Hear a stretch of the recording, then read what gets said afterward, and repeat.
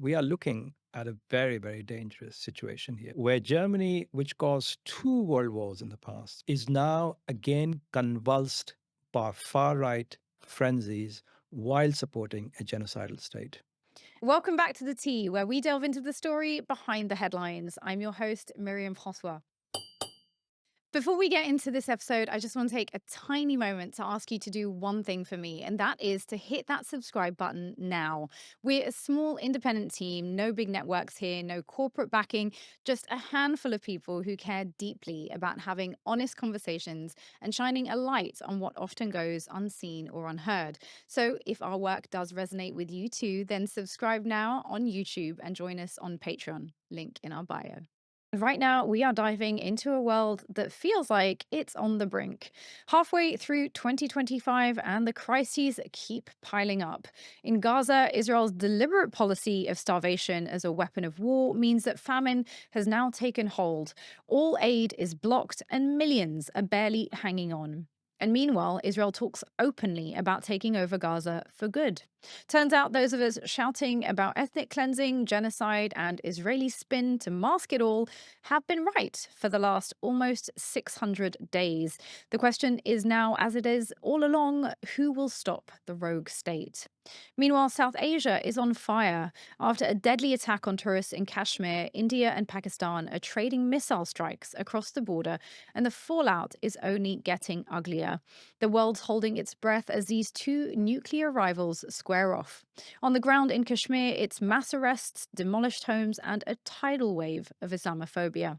And it's not just over there. Across Europe, the far right is flexing. Minority communities are under attack, democracy's foundations are shaking, and in Germany, a so called defensive democracy is making free speech feel a little risky. But here's the thing, this isn't just chaos, it's all connected. The World Economic Forum just named state based armed conflict the number one global risk for 2025. Geopolitical power plays, crumbling trust in global institutions, the rise of strongmen, and old school nationalism are fueling a new arms race and making this the most unstable era since the Cold War. So, what's really driving all this? The legacies of empire, the spread of nationalism, and the endless tug of war between power and resistance from the global south to the west. Today, we are joined by a living legend. Pankaj Mishra is a novelist and journalist who doesn't just connect the dots, he draws the whole map. And he's here to help us break down exactly what's going on. His latest book, The World After Gaza, has been making waves as one of Time's best books of the month and most anticipated book of 2025. So grab your mugs, settle in, and get ready. This is The Tea, and trust me, you're going to want to hear this. Pankaj, welcome to the show. Thank you for being here with us. Thank you, Miriam. I want to ask you a little bit about where your perspective comes from for people who might not be familiar with your personal background. So, you've spoken about growing up in a deeply conservative, upper caste Hindu household, where you embraced Indian nationalism, but also looked up to Israel. And you've even described your grandfather, I think, as someone who idealized Israeli military leaders and admired Zionism, in fact.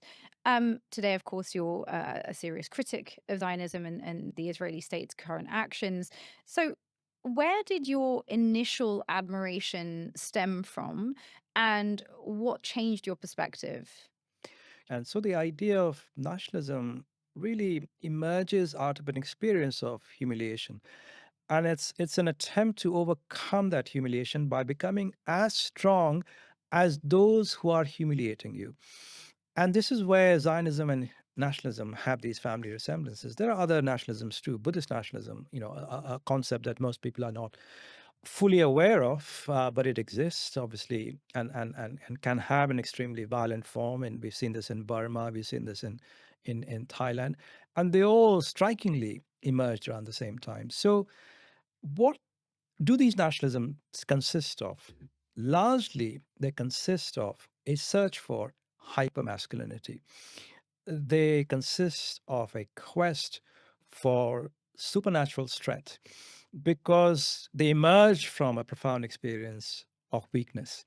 And so, when I was a child in India, why was it that I admired Zionism? Because Zionism seemed much stronger, much more uncompromising, especially in its treatment of Muslims, than Hindu nationalism.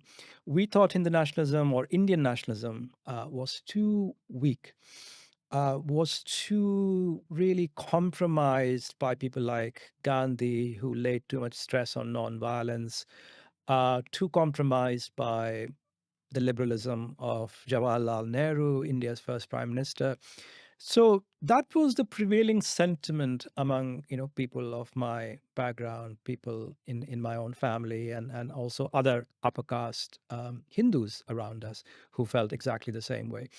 And obviously, you overgrow those kinds of inherited prejudices once you come into contact with other people, once you start to do your own reading and you discover a different history both of Israel, Palestine, of India. You discover a global history of nationalisms, so you start to look at this differently. But many people remain trapped within this particular way of thinking about the world, of experiencing the world.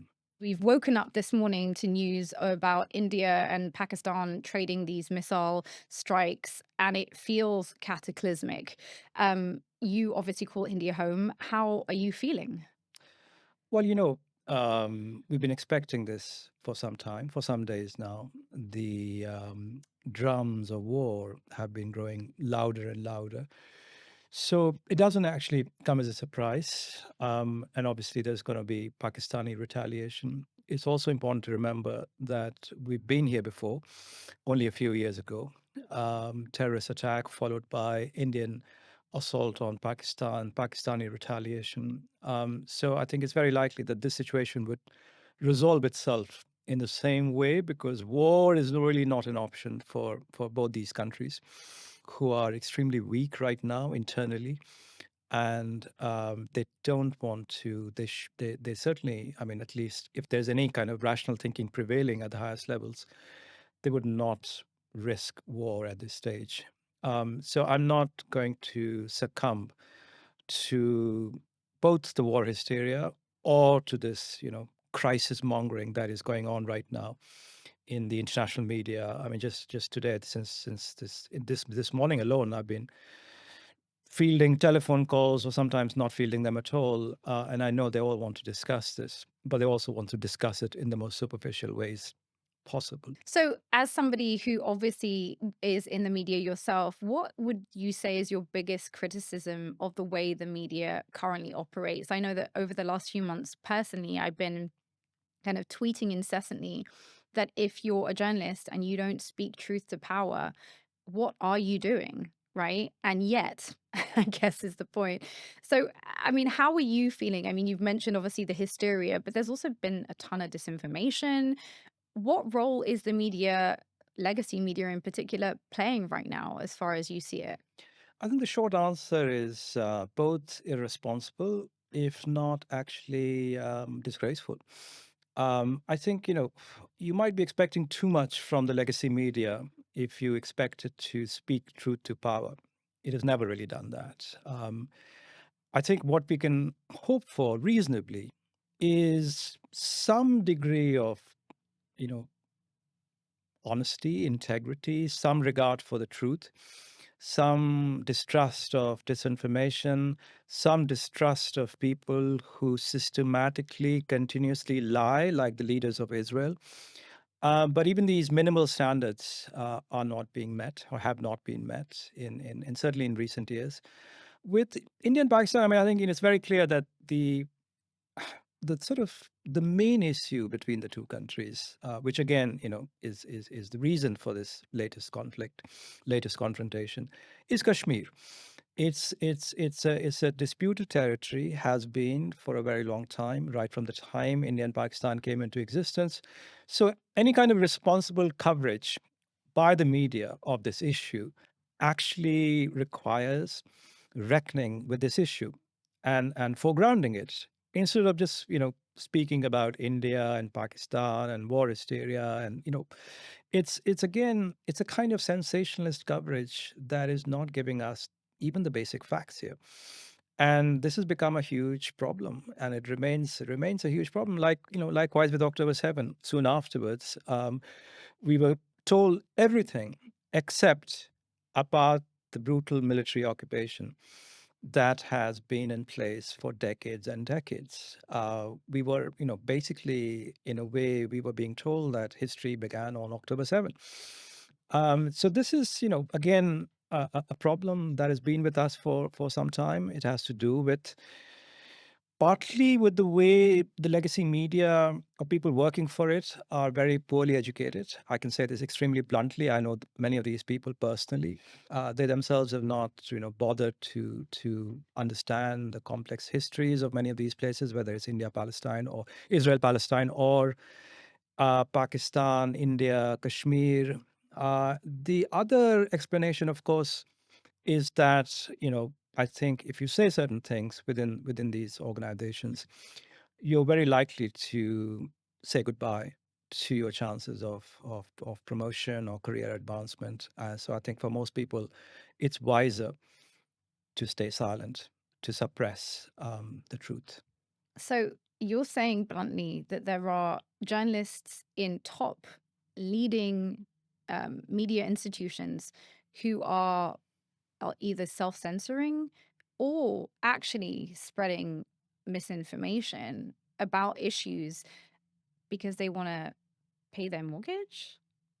Well, it may sound extremely crude, but I think the motivation, to preserve yourself, to somehow hold on to degree of stability, personal stability, to keep together, your sort of personal setup.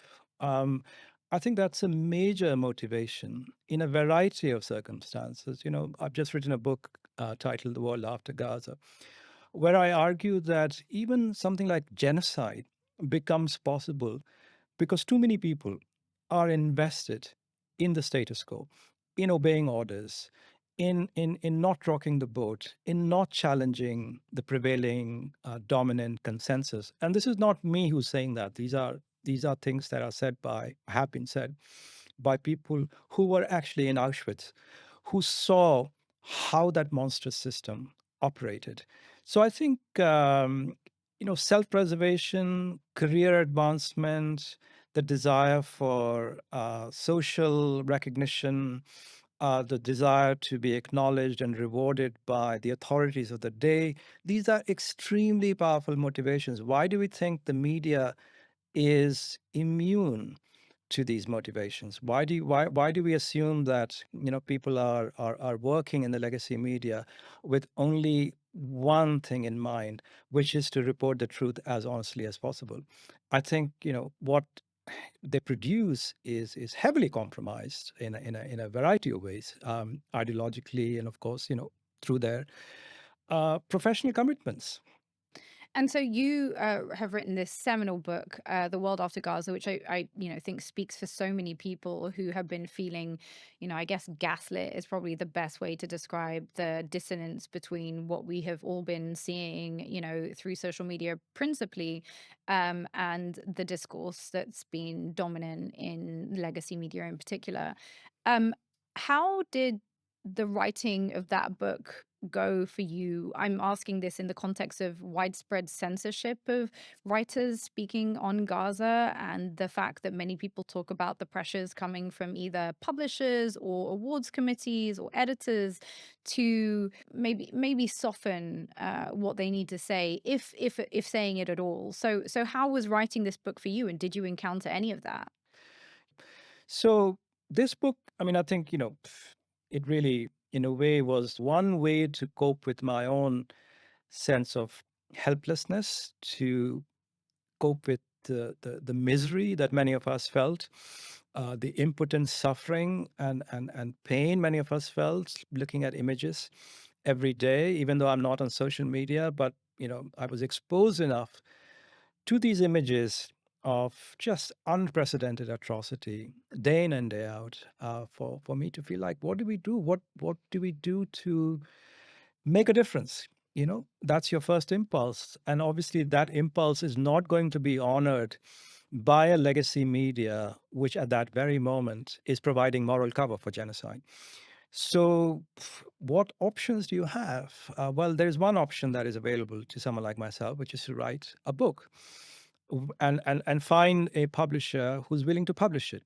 And in in my case, I was fortunate enough to do that, and find a publisher for it, and was able to write extremely quickly, driven of obviously by a profound sense of grief, guilt, um, profound sense of compulsion, really. And again, I was aware that this is not something I would be able to do in any major periodical or any of the major news channels.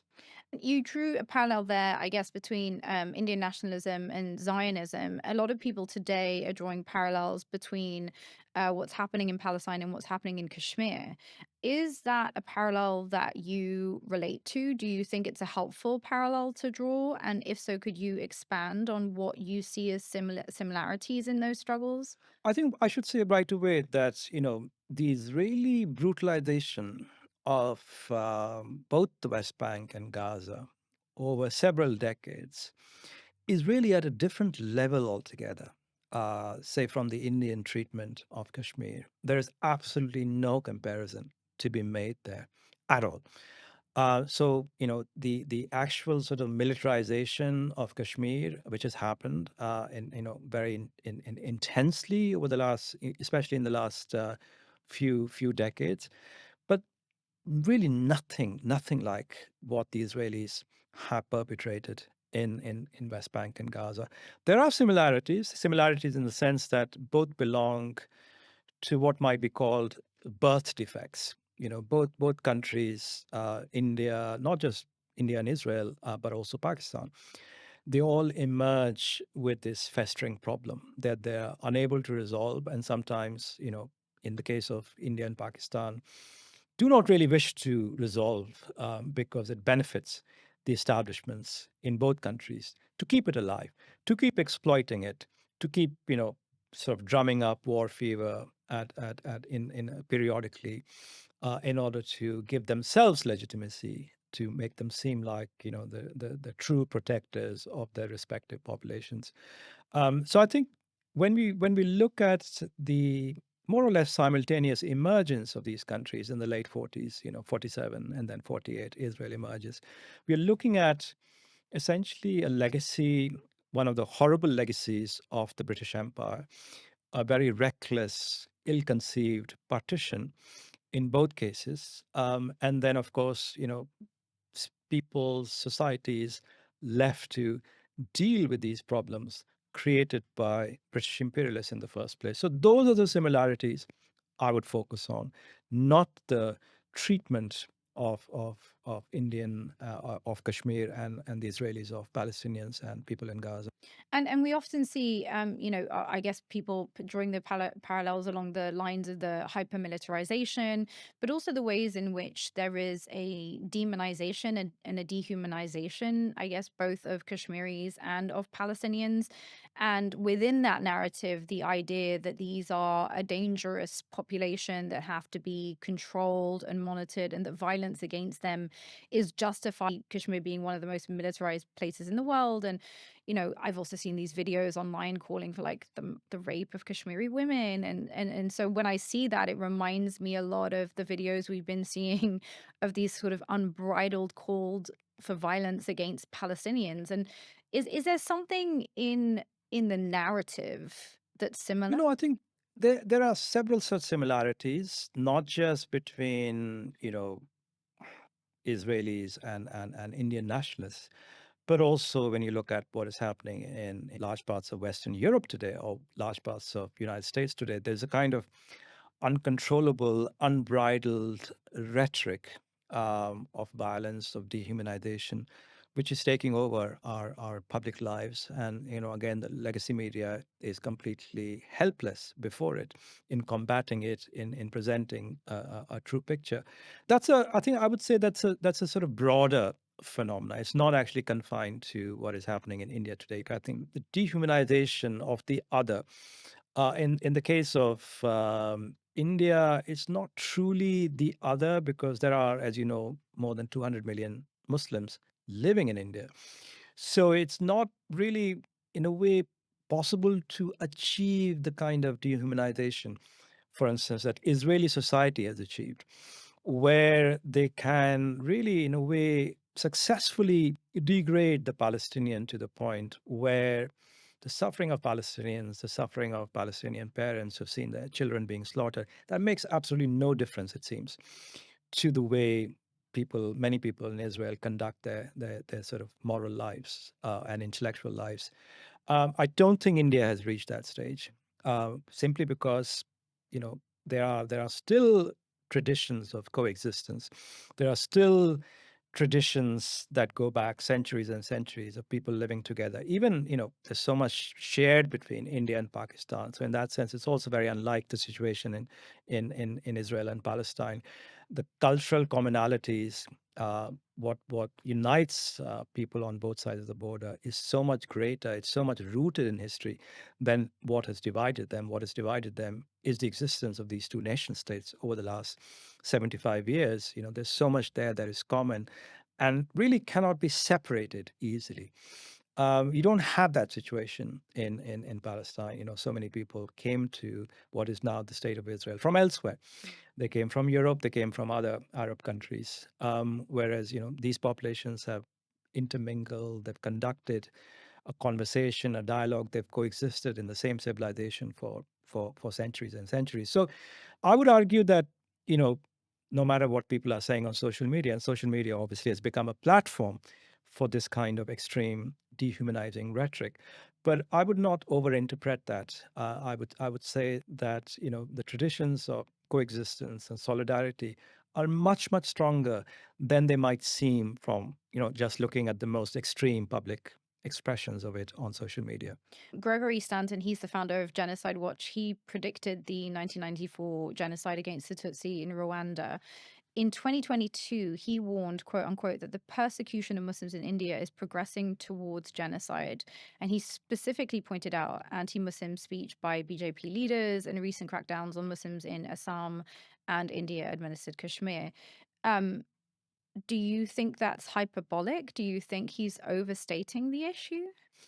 I think it's possible to overstate this issue. I mean, I think, the possibility of large scale systematic violence against Muslims can never be ruled out because it has happened several times in the last few decades. Genocide, which requires, not just intent, but the capacity to commit it, the participation of large numbers of people, that is a different thing altogether. And I doubt very much that India has reached, such depths of moral depravity that something like, this much feared genocide can happen there. I may be too optimistic here, but somehow I doubt that. Part of the reason I wanted to ask you about that was I was seeing that just last week, India's new history textbooks came out and that they'd removed mentions of the Mughals and the Delhi Sultanates, which were Muslim dynasties that had obviously ruled over India for centuries.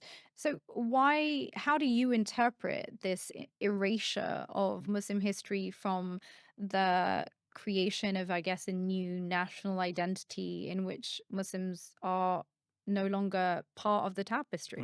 Well, Hindu nationalism is premised on this erasure. It's the erasure of the Muslim contribution. I wouldn't even call it Muslim contribution because people didn't think in these terms, 1,000 years ago. They had different ways of identifying themselves, not as Hindus or Muslims. But this is the kind of narrative that they want to advance, the Hindu nationalists. So downplaying or completely deleting the contribution made by series of peoples who came to India over the last 1,000 years, and emphasizing that everything great that was achieved in India was the work of true Hindus, the indigenous population. So this is obviously propaganda, grossly ahistorical, has been debunked, mocked, completely dismantled by professional historians, by academic historians. But nevertheless, I think if you have that kind of power to rewrite history textbooks, you will do that. You will continue to do that. You will continue to make the Muslim disappear, if not actually, completely degraded. But I think there's a real kind of built-in limit here to how successful you can be in this endeavor, because as I keep saying, you cannot really separate this element from Indian politics and society and culture. And so I think the Indian efforts to mimic the Israeli narrative. What the Israelis have done is to create a very powerful narrative for themselves, of the Holocaust, of themselves as victims, continuous victims, not just of the Nazis, but by Arab countries who are also potential Nazis, if not actually existing Nazis. The Hindu nationalists, very closely mimicking the Israelis in this regard, they also want to create a narrative based upon this kind of distorted history and create a memory culture that actually helps them consolidate Hindu nationalism. So they are making huge investments, for instance, in this idea of the partition as a great calamity for the Hindu population. We know it was a great calamity for every kind of person in North India at the time, and in what was called East Pakistan at that point. But nevertheless, they want to project this. They want to present it as a calamity exclusively suffered by Hindus. And again, this is a direct attempt to imitate the very successful Israeli institutionalization of the memory of the Holocaust, and around it, the Israeli narrative that if we don't expand, if we don't conquer these territories, we are going to be overwhelmed and we'll witness another Holocaust in Israel today. Hamas, all these people surrounding us, they are hell bent upon perpetrating another Holocaust. You know all these stories.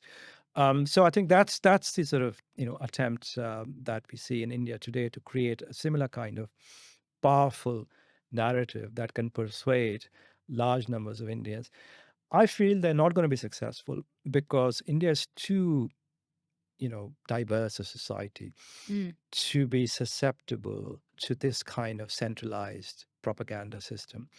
It's just too internally diverse, linguistically, ethnically, and I think there's always going to be a resistance to this kind of propaganda emerging from again a relatively small group of people, uniformly upper caste, the sort of ideologues, for instance, of Hindu nationalism, come. They all have a very kind of uniform background, and mostly Hindi speakers. They're not going to be able to persuade people who speak Tamil, for instance, in South India, who speak Kannada in South India. They might be able to persuade some people there, but not the huge majorities they actually need for this narrative to succeed. But is the BJP not very popular in India? Is like Hindu nationalism Not in not? South India.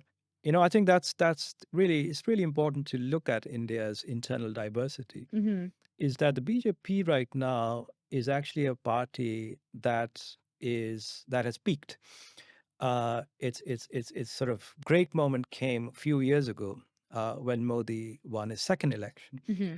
In the recent election, he actually lost a lot of seats, and South India in particular, which is the sort of wealthiest, economically the most vibrant, the most dynamic part of India, is not at all a wholehearted supporter of the BJP. There are opposition governments in power there. So I think we cannot really think of India as this monolith dominated by the BJP, and susceptible to its narrative. There's a lot of resistance to this government and its propaganda campaigns in different parts of the country. West Bengal is another story. Again, that is not ruled by the BJP. So, how do you make sense for people sort of looking at India, given its history as a country that, had to free itself from, the colonial grips of Britain and as being part of a kind of global South movement to decolonize? How do we get from sort of, former Prime Minister Nehru's public support from Palestine to Modi being one of Israel's staunchest allies today? I mean, you could also rephrase the question and say, why do Arab countries right now don't speak out or don't do enough to stop Israel? They are obviously people not only physically in greater proximity to Palestine, but also with much longer traditions of supporting Palestinians. I think the simple answer would be that the rulers of these countries are far too invested in maintaining the status quo and in keeping alive the links with wealth and power, and keeping alive the potential of gaining more wealth and power. So, what is driving the ruling classes, not just in the Middle East, but also in India? Let's not forget, before the October 7, even countries like Turkey were trying to make deals with Israel. We're all kind of thinking, yes, Israel is now very much part of this, alliance of countries, ruling classes, plutocrats that want to become more rich and more powerful. And let's, jump on this gravy train here. They might do so again in 2 years' time. The ruling classes of India, that again is a temptation. It's like, let's forget about our principled commitments in the past to Palestinian rights.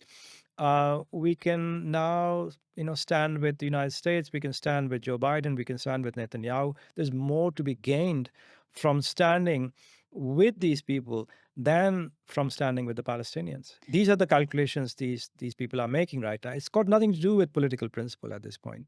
I guess the only big difference I would point out is I don't think there is any country, Arab country, that you could name that could be considered a democracy in the way that we think of India as maybe an imperfect democracy, but still as a democratic state. We basically have puppet leaders across the Middle East, many of them brought to power through coups True. backed by foreign powers. And I think that maybe is quite, I guess, a significant difference. And I suppose the other big difference is that although you correctly point out, like Turkey would be edging towards arms deals, a number of other countries looking towards normalization deals, but I don't think you'd ever find any of them praising Israel publicly. Yeah. Or sort of, I know that Modi was one of the first people to come out sort of denouncing, October the 7th and condemning the Palestinians. So I suppose there is this sense that at least in the Arab world, the majority of the people Yeah. still stand with Palestine. And they do so because they understand that in many ways, their fate is actually technically bound up with that Sure. of the Palestinians. Sure. Is there anything equivalent to that in India? It's actually very difficult to gauge public opinion on this subject, but traditionally it's been pro-Palestinian. I think, one is misled by public statements by, leaders like Modi and other kind of very loud politicians or voices on social media. And one is misled by all this into thinking that they represent a large majority of the Indian population on this issue, but that would be very incorrect. I think, if you were to actually take a very systematic kind of, estimate of just what Indians think about this issue, you'd be surprised. I think most people I speak to, and these are not people who are politically of the same persuasion as myself, but I think a lot of people that I've spoken to are completely appalled by the Israeli destruction of Gaza. One question that I've heard asked over and over again in India, from taxi drivers, I think, how can you kill children? How can you kill thousands of children and not suffer any consequences whatsoever? It's a very naive question. It's a very simple question in the context of everything else that is happening right now. But I think it comes out of a genuine kind of perplexity. How can a state be allowed to get away with this kind of indiscriminate violence? Right. And I think you would find that most Indians, when informed about this situation, when informed about what is going on there right now, would ask that question. They may not have huge amounts of information about it, about the history, Yeah. but they would have this instinctive kind of response, which is one of revulsion. The Tea is a fully independent, nonpartisan production. No corporate ties here, just a small, dedicated team working hard to bring you honest, impactful conversations. If you believe in our work, please subscribe to our YouTube channel. Just click on that subscribe button now and join us as a Patreon. You'll find the link in our bio. I want to ask you about another country that you talk about extensively in the book that idealizes Israel in a very different way, in a very, I want to say, almost perverse way, and that's Germany. So here in the West, we have a narrative which we are all raised on. Certainly, I went to school in French school, and we learned this narrative that, we dealt with the Holocaust, and Germany in particular not only learned from the mistakes of the Holocaust, never again. Right? This is the kind of mini narrative that we've all sort of bought into, and that because of that, as Western societies, we would never be capable of repeating that kind of violence. You've written that the memory of the Holocaust has been perverted to enable mass murder. Can you talk us through what you mean and how the current narrative over the Holocaust has been distorted? There's a line by Tony Judt in this wonderful book, Post-War, about not just the creation of the European community, but also Eastern European nations. Once they emerged from under the Soviet sort of empire or the Soviet shadow, they all wanted to join the Western community. And he says, accepting the Holocaust, institutionalizing the memory of the Holocaust in their respective national cultures was their entry ticket to respectable society. Now, I think we don't really talk about Germany in the same way, but what I've tried to do in my book is to show how for Germany to reintegrate itself into the Western community was to show this exaggerated regard for the state of Israel. One reason why it had to do that was because many of the Nazis from the previous era was still in powerful and influential positions in post-war Germany. And Germany was very exposed in this matter. And I think one way of obscuring the persistence of the old Nazi regime in Germany was to forge these ties with Israel, was to tell people in America and Western Europe that this is their way to becoming respectable again, is to wholeheartedly support Israel. And from that, there are several other distortions, obviously, going on there, and I go into some detail there. I was one of those people who believed that German memory culture had been extremely successful. I think many of us did. Yes, and were impressed enough to say, why doesn't the United Kingdom, or France for that matter, undertake a similar reckoning with their violent imperial past? Why can't they integrate that into their educational syllabuses? Why can't children learn here about what happened there and learn certain lessons for the present and the future?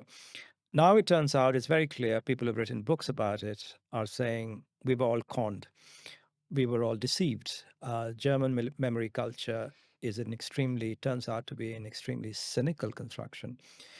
You have anti Semitism rising within the country, and most of it is the work of Christian Germans, and yet you blame Muslims for it. You have a far right party that, in opinion polls, is coming on top.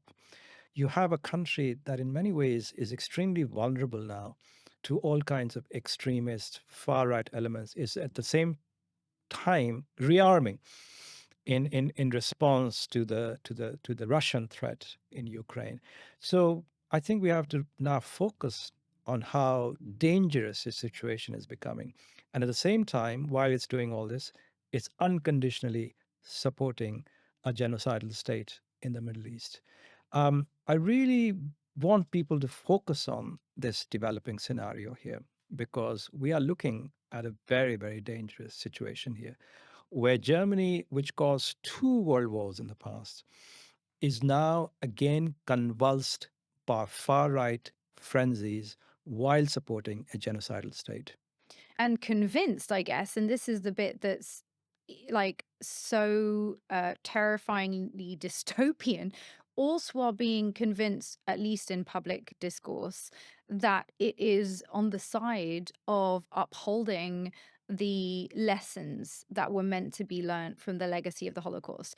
Now, I guess there are two ways you could interpret this, and I was wondering what you make of it. On one hand, you could argue that actually the continuity makes perfect sense.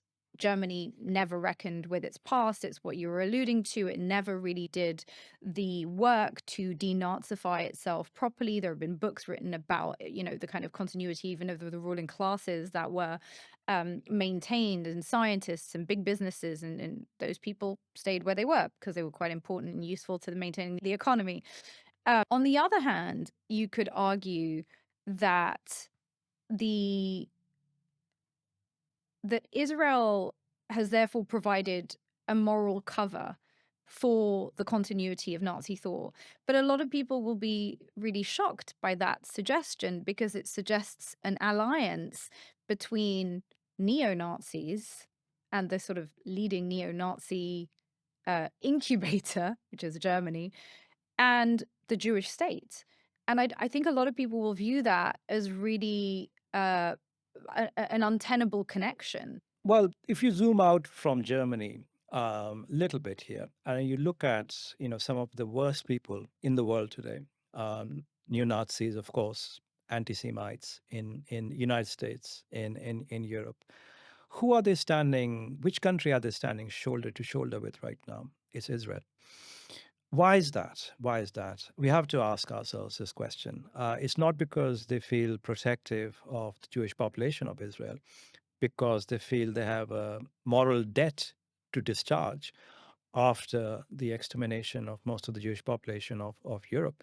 No, it's because they see in Israel not only an ally, a proxy state for Western interests in the Middle East, but actually as an example for what they would like to do in many cases in their own countries, but are unable to really, at least at this point, For now. for now. But I think the impunity with which Israel behaves, the lawlessness that um, it benefits from, is something that people look upon with envy and admiration increasingly in large parts of Western Europe and the United States. And this is a sinister connection that we have to understand. It is an ideological affiliation, but it's also, more importantly, an emotional identification with a country that uses violence in the most spectacular ways, in the most sort of lawless ways, and suffers no consequences for it. It's a dream scenario for every kind of far right neo Nazi demagogue out there. And that is what Israel represents to the world today, a lawless state that satisfies, fulfills the deepest, darkest fantasies of the far right across the world, whether it's Millet or whether it's Bolsonaro, whether it's a Christian evangelist, whether it's Marine Le Pen, any number of far right figures that you can think of, they're all aligned with Israel. Can we try to understand the significance of this? It's probably the most obscured fact about Israel is its connections to these, in many cases, neo-Nazi, in the case of Austria, a party led by a former SS officer, like extremely dangerous far-right people across the world. And I think that it's curious to me that that connection remains underexplored. Why do Well, you I've written think it about, is? Miriam, I wrote about a little bit about this in my book, about the German sort of attraction to Israel, which is mediated in a variety of ways. There is a government to government level of understanding and affiliation. But again, there's a very strong, from the very beginning, there was a very strong emotional identification with a country that was militarily so formidable. So in the 67 war, the way the German press covered it, speaking of Moshe Dayan as the sort of next Rommel, the sort of famous general in the Second World War. So there are various other ways in which Germans have projected a nationalism that is taboo within Germany onto Israel, a kind of identification with Israel that allows them to, in a way, indulge, as I said, in these fantasies of world domination, of supreme power. And that's really, I find that really creepy and sinister. And again, I see that now playing out in the kind of identification many far right figures in this country, Europe, in continental Europe and the United States feel it's the same sort of, intimacy or attempted intimacy with fantasies, with it's the same kind of identification with nation states, a society, a culture that can commit the worst kind of atrocities and get away with them. One of my favorite writers, Mahmoud Bemdani, talks about in his book Good Muslim Bad Muslim this idea of the term never again. He's in conversation with a Holocaust survivor and he says to him, what did you learn from this horrific chapter in history? And the Holocaust survivor says, never again. And Bemdani kind of sits there and he reflects on the kind of two potential outcomes of the meaning of that term, never again, to anyone ever, or never again to us. I want to ask you whether what we're really seeing, and I suppose this is what I feel is part of what's revealed right now, is that what we have cemented today in Europe is an affirmation of white racial supremacy in the sense that never again only applies to us, meaning never again to the Jews of Europe who were white people. I mean, they were deemed non-white in that period, but today they are considered to be white people. Do you think that we are sort of failing as Western societies to recognize the degree to which there has been, through the events in Gaza, a reaffirmation of a deeply supremacist, racially supremacist outlook? But there's another way of looking at this, which is to say that for the rest of the human population, vast majority of it, which does not live in Western Europe, it does not live in the United States, there is another kind of never again for them. And that is never again the kind of racism that their countries, their societies suffered in the 19th century, in for much of the 20th century, which they resisted, at great cost to those societies. Finally, won a degree of sovereignty, became independent nation states. Still had to suffer systematic racism. Nevertheless, the idea that this kind of thing will not be allowed to flourish again remains extremely powerful.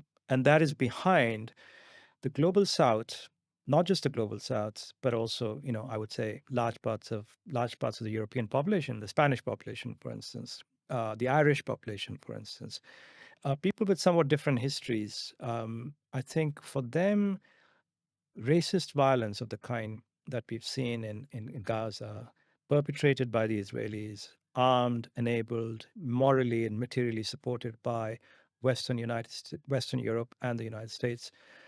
This is, you know, absolutely shocking because it again, in a way violates their own principle, which is never again that kind of violence against darker skinned peoples. Never again that kind of genocidal violence. So I think what we are really looking at is a resurgence of the kind of white supremacist violence that went into some of the worst violence that we saw in large parts of Asia and Africa, and finally reached a monstrous culmination in the heart of Europe itself in the early 1940s. We see that reemerging in the most shocking, most sort of disconcerting ways imaginable. And someone like Trump, someone like Musk, openly talking about white farmers being suppressed by South Africa. And why are they saying that? Because South Africa has taken a case against Israel to the ICJ. So some kind of racial politics has now gone global.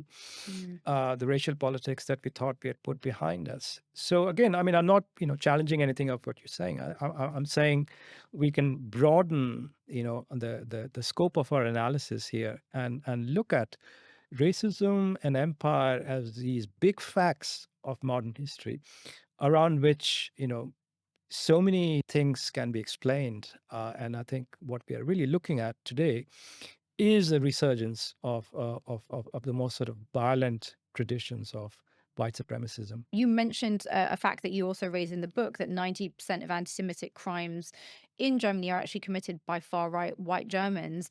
And yet, if you listen to German politicians, German public discourse, and I could extend this, in fact, to most of Europe now, the bulk of the blame for anti Semitism seems to consistently being directed at Muslims and Arab populations. So, where do Arabs and Muslims fit into the narrative that we are talking about? Why are they viewed as the main upholders of anti Semitism in Europe? Well, I think, again, obviously there's a clear intention here of making this element within their societies, make them feel alien, present them as alien and indigestible. We are looking at a repeat of a very unfortunate history of Europe here, because that's how precisely the Jews were treated. That's how they were described, that they are parasitic on these national economies, that they breed too much, that they are unreliable, they are devious, they are conspiratorial. All kinds of things that are said about Muslims today were said about the Jewish population of Europe.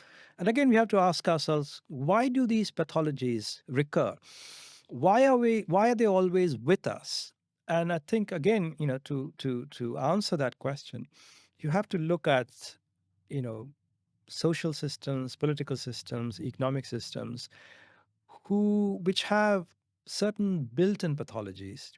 Capitalism, for instance, it's a profoundly dysfunctional economic system which can generate huge amounts of wealth, but also huge amounts of inequality and leave large numbers of people feeling angry and resentful. At the same time, you have demagogues who are in league with the people who are benefiting from that system, who can channel so much of that anger and resentment against scapegoats. Jews were the first scapegoats of modernizing Europe. Today, with Europe in crisis, profound crisis, and has been for some time, it's immigrants, it's Muslims who are now the scapegoats for problems, for various things that have actually very little to do with Muslims, that have very little to do with immigrants. But nevertheless, they will be scapegoated. They will be blamed for every kind of problem, including anti-Semitism, and they will be persecuted. This is something that we actually cannot really see without looking at this in the broader context of dysfunctional political systems, dysfunctional economic systems that really, in a way, cannot be reformed internally because they benefit far too many powerful people. And those powerful people can only kind of really preserve themselves by continuously finding scapegoats, people to blame. In the context of Germany in particular, I wonder whether, we're also seeing this realization of something that the global south has raised for decades, this idea that actually European values are never universal, because we are seeing that the never again here just means never again to Jews, and not just all Jews, because actually, if you're an anti Israel Jew in Germany, you also get persecuted for that. So it's specifically never again to Jews who support Israel. But at the same time, a reinforcement of the racial hierarchies that have constructed our societies through the scapegoating of Muslims now as the new and not particularly new other. How are you seeing the connections between what seems to me, as a Muslim myself, as almost like a global narrative around Muslims as a problem community? And, I've now lived long enough to observe the early stages of it, which was, as Muslims, we are, civilizationally incompatible with Western society, that we are never going to be able to be integrated, that our values are antithetical to Western values, all the way through to today, where, not only all of that, but on top of it, we pose this threat, this fifth column threat. Where is this narrative coming from? Why is it prevalent across all these different places? And what is the function of it?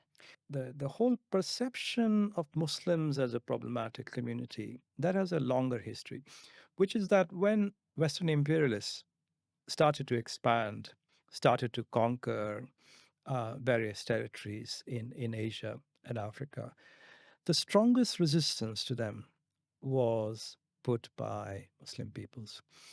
And so Islamophobia has a much longer history than phobias of other kinds or racisms of other kinds. There was always the sense that these are the more problematic, troublesome peoples.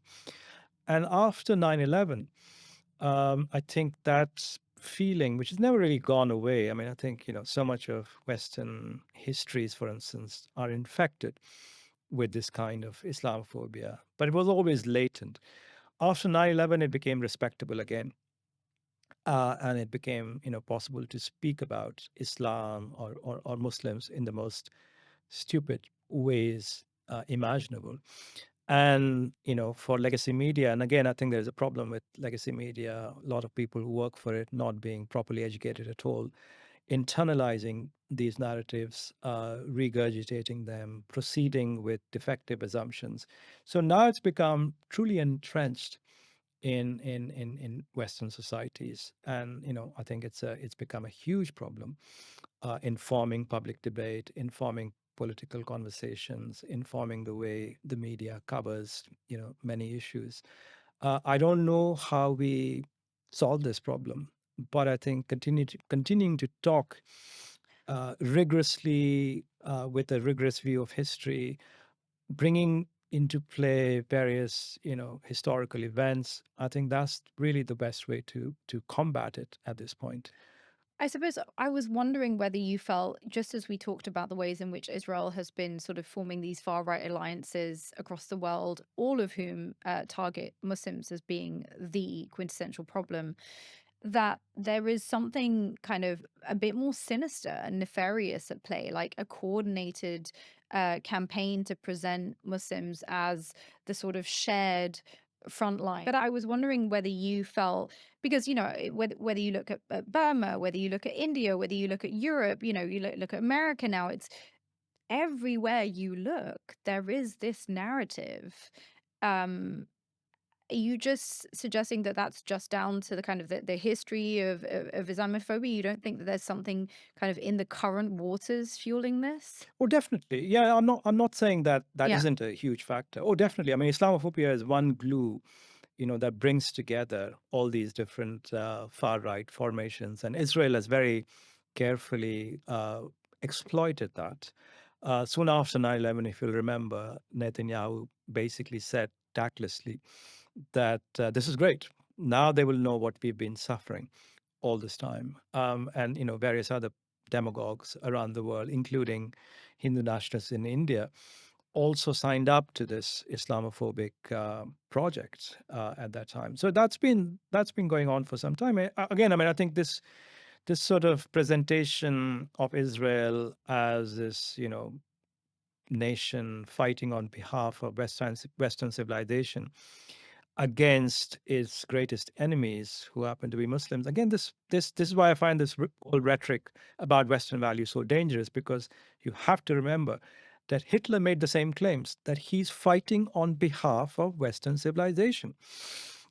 These claims have been made over and over again by various demagogues in order to consolidate, a very kind of broad coalition of forces. And that's what the Israelis are trying to do today. And one way in which they can succeed is by tapping into existing reservoirs of Islamophobia across Europe across the United States and indeed in other parts of the world. I want to just ask you about the narratives that have got us to where we are today and which are shattering. And you shatter many of them in your book.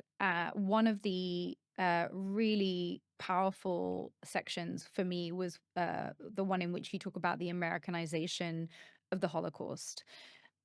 Can you tell us a bit about that notion of the Americanization of the Holocaust and how it's tied to where we've ended up today? When it started to happen, this Americanization, there were people already saying, and I quote them in my book, like, why are we doing this? Why are we concerning ourselves with an atrocity that was committed far away from us? And if we are doing that, why are we not also commemorating the sufferings, the atrocities, inflicted on various other people living in the United States? But obviously, I think, by that time, the 90s, early 1990s, when this, whole sort of process really accelerated with the formation of the Holocaust Museum, with the release of Schindler's List, and, whole kind of industry of books on the subject, films, documentaries. It was too late by then, I think the process had begun earlier, and that process was political, in the sense that there were constituencies, obviously, that felt a great emotional attachment to Israel within the United States, that developed an emotional attachment to Israel very late in their own lives. And then, there were elements within Israel who saw an opportunity there of creating this very strong connection between themselves, between their country, a small little country in the Middle East, and the most powerful country in the world. So it was a very deliberate construction. And then, of course, kind of introducing Jewish Americans to the history of Israel, to the history of the Holocaust, many of whom were, not engaged with that history. They had come to the United States at a very different time. They had very little connection to the Holocaust, very little connection to Israel. So this investment in Israel, which is really a dominant political fact today, was something that was deliberately cultivated over a long period. And I know it comes as a shock to many people, but it's extremely well documented, and was from the very beginning. People were asking these kinds of questions like, why are we so invested in the state of Israel? But there were obviously very, very powerful forces at work there, emotional, political, existential, that created this very strong bond, and in the process of Americanizing the Holocaust, created this very powerful constituency within the United States that was always going to support Israel and was going to go to extreme lengths to protect that American investment in Israel. And as we can see today, I mean, I think, American constitution is being destroyed today in order to protect the state of Israel. American universities, some of the most famous universities in the world, are being hollowed out to protect the state of Israel. So this is an extraordinary culmination of what started off as an emotional investment in the state of Israel. And why are we prepared to sacrifice so much for this state? This is an extraordinary mystery, and I think exploring it, which I've tried to do in my book, really in a way kind of makes you see just how pathological our politics has become, how in a way we have nourished these pathologies over a long period, and now we are looking at the monstrous outcomes of these pathologies. We have to realize that our societies have been sick for a long time, that the people that we have credited with power and influence, whether it's politicians or people in the media, have been, really in a way deeply, profoundly compromised and corrupted by these pathologies within these systems. We have to acknowledge, we have to recognize this today. I think of Western values as a kind of discourse of power in how it operated historically, by which I, understand that it was wielded to represent the West in a certain way, but actually implemented in a differential way that reinforced the true values, which have been racial hierarchies and violence and the militarism that you're referring to. But I also wonder at this time whether as we watch the disintegration of the global world order, right, particularly through the carte blanche that's been given to Israel to kind of cross every single red line ever, um, the disintegration of the system of international law, the disintegration of commitments to human rights, uh, all be they sort of lip service. Is there nothing in what gets called Western values that we should be trying here, in those of us in the West, to salvage? I look around the world and I see many people who want to protest, particularly, let's say, in Arab countries or in, other countries around the world who want to speak up and who can't. And I'm conscious of living in a place where I can, not without risks, but I can. I can do, have a degree of freedom of expression and protest. I would say let's leave aside the language of values. Let's talk about norms and laws. And that's precisely what the South Africans, for instance, are trying to protect.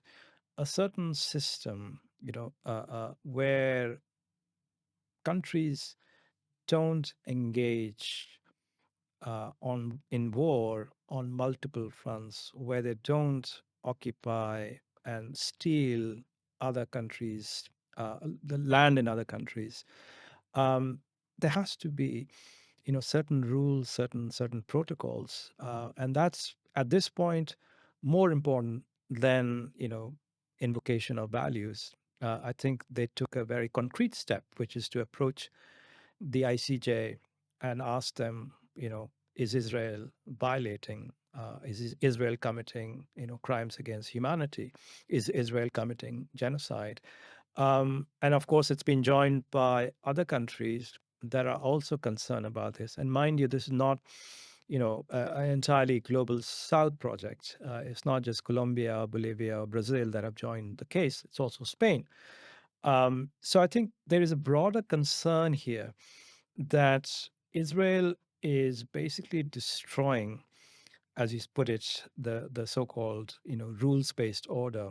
And of course, rules-based order had a lot of problems in it, but at least there was some pretense of maintaining rules, of sort of honoring the fact that rules exist, even if they were being violated all the time. Israel is proposing that there need be no rules whatsoever.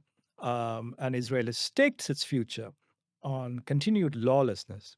And I think that's what is terrifying many other countries, many other nations, who really actually want to preserve some idea of laws and norms, want to preserve some institutions that can uphold those laws and norms.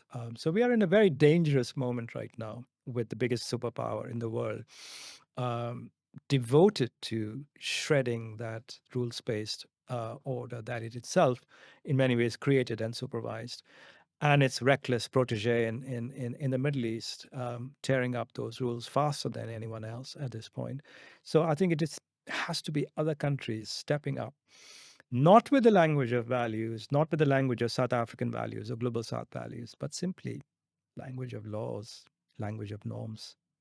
My final question to you, Pankaj, is about where we are today. I think that there are almost two completely different readings that could be made of our current juncture. One is deeply demoralizing and distressing, and it is the disintegration of the post Second World War rule based order. It is the sense of the total impunity of violent militarized states, the total disregard for, human life, the sanctity of human life, and the reinforcement, as we've discussed, of these hierarchies of human values in plain sight, completely unabashedly. And I suppose there is another one that says, actually, those systems always needed to fall. We always needed to become conscious of them. It's really hard to become conscious of them. But within that also is maybe the portent of something new, which is necessary and urgent, and which we have to push through. Where do you stand on the reading of where we are today? Well, I wouldn't say that, there's any reason to welcome the state of affairs today, because it's extremely dire. It may get much, much worse. We may, be looking at a major war. We already are surrounded by wars at this point, but something even bigger. So there's nothing really here to feel extremely hopeful about.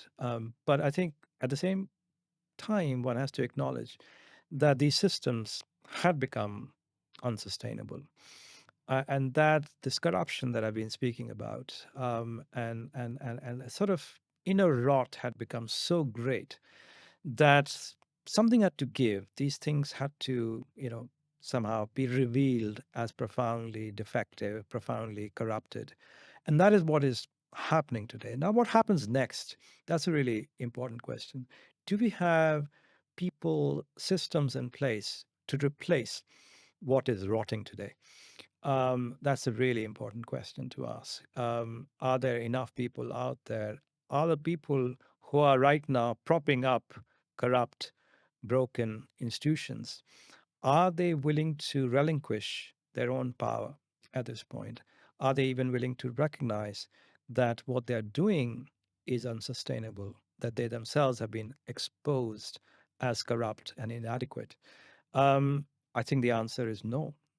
They will hold on to their power for as long as possible, especially in journalism. Unfortunately, in journalism, there is no mechanism for ejecting corrupt or ignorant people. They can be there for life. In politics, at least in democracies, you have the option of voting people out who you think are corrupt or incompetent. Journalism, you can be there over an extremely long period if you enjoy the patronage of your superiors, of your bosses. So this is a huge problem before us. How do we get rid of, how do we liberate ourselves from these intellectually defunct analyses, this way of thinking about the world, this way of looking at the world? There are no clear answers. Obviously, there is a younger generation that is um, waiting to tell us a different story about the world. Uh, you know, Offer us perhaps a more hopeful narrative.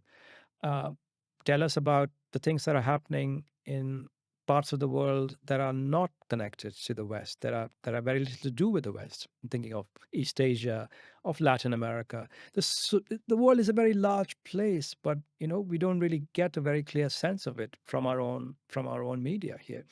But we know there are people out there who can tell us what is happening there. Perhaps offers us some hope in what is happening in these different parts of the world. But no, this is where we are. We are stuck with an unrepresentative, with not only politicians but also journalists. Let's not even speak of businessmen in this context. Pankaj Mishra, thank you so much for talking with me today. Thank you, Miriam. Thank you for joining us today. We hope this conversation has helped you to think more critically about the state of our world and make connections that bring clarity to turbulent times. At the T, we are committed to bringing you the stories that matter. If you enjoyed this episode, please consider subscribing, sharing it with someone in your circle, or supporting us on Patreon, link in our bio. Until next time, stay informed, stay awake, and keep the conversation going in the comments below. Thanks for watching The Tea. Please remember to like and subscribe. And if you've made it this far, why not keep going and check out this episode?